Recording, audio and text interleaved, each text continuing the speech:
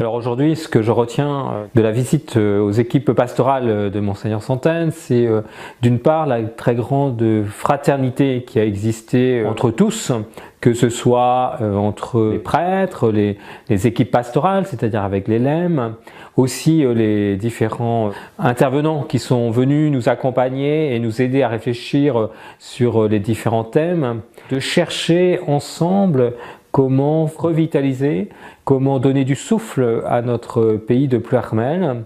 Et je crois que c'était très très beau et c'est vraiment une grande action de grâce de se dire que le fruit de cette rencontre avec notre évêque nous donne de l'élan, du souffle et moins de peur en fait. J'ai l'impression que chacun a envie d'avancer en oubliant ses peurs d'aller vers l'autre, ses peurs de l'avenir et une grande confiance. Une grande espérance. Ce sera la première chose que je retiendrai. La seconde chose que je retiendrai, c'est aussi cette fraternité dans la prière avec notre évêque. C'est vrai que j'en parlais avec lui hier soir, d'être le soir, de prier les vêpres avec les frères, de célébrer la messe dans notre communauté. C'était des moments forts aussi pour lui, de dire ce peuple, je l'ai rencontré, je priais avec lui pendant 10 jours. Et ce n'est pas rien pour un évêque qui globalement chaque jour change d'assemblée. On a senti aussi un évêque qui nous faisait cheminer durant ce carême et qui faisait cheminer nos paroissiens par ses homélies, par ses enseignements, par la célébration. Et ça, c'est aussi ce qu'il me disait, un moment très fort pour lui, d'être pendant 10 jours avec son peuple, plongé aussi dans la réalité du quotidien d'un peuple. Et c'est vrai aussi également pour nous, comme prêtres, de prier avec notre évêque les offices, de faire oraison au même lieu dans notre oratoire avec notre évêque. C'est aussi quelque chose de fort. Je crois que cela va changer quelque chose sur le terrain, par donc la restructuration paroissiale, par les décisions qui ont été prises.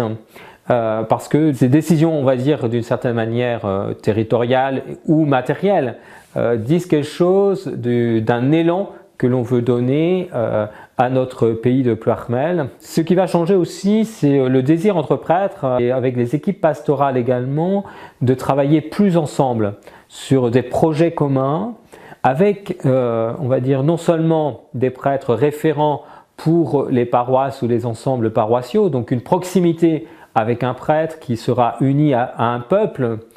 Et donc les prêtres auront aussi une dimension transversale de leur pastoral, ce qui évitera aussi à chacun de se replier sur soi et de pouvoir vivre une véritable fraternité tous ensemble.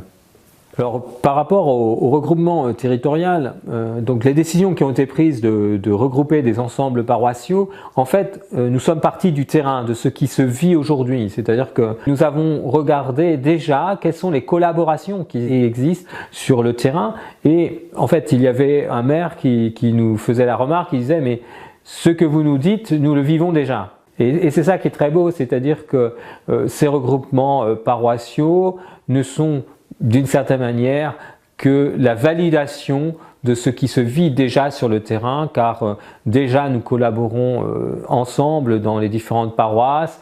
Déjà, depuis que je suis arrivé, on a essayé de travailler beaucoup plus entre prêtres, en équipe pastorale également. Après, c'est sûr qu'il y aura des décisions qui sont plus d'ordre matériel, de regroupement de comptes de paroisse, de registres. Mais ça, d'une certaine manière, c'est peu de choses par rapport à ce qui se vit déjà.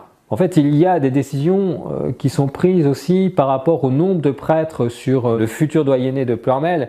Et Monseigneur nous a assuré que nous aurions toujours un prêtre à Guégon, à Josselin, à la Trinité-Porrette, à Guillier, à Moron, à Ploërmel, à Topon. Donc c'est dire aussi que cette décision-là aussi rassure les paroissiens. Il y aura toujours une proximité et peut-être encore plus forte d'ailleurs, puisque nous pensions au début de la visite pastorale qu'il aurait fallu diminuer le nombre de prêtres sur notre pays, et en fait ce n'est pas le cas. Et ça, je pense que c'est aussi une grande joie pour nous, pour l'ensemble des paroissiens, et je dirais même au-delà de tous les maires, de tous les habitants de notre futur doyenné de Ploërmel. Monseigneur nous a demandé que déjà le regroupement paroissial soit effectif pour le 1er septembre prochain. Pour moi, je pense que ça ira très vite parce qu'en fait, c'est ce que nous vivons déjà.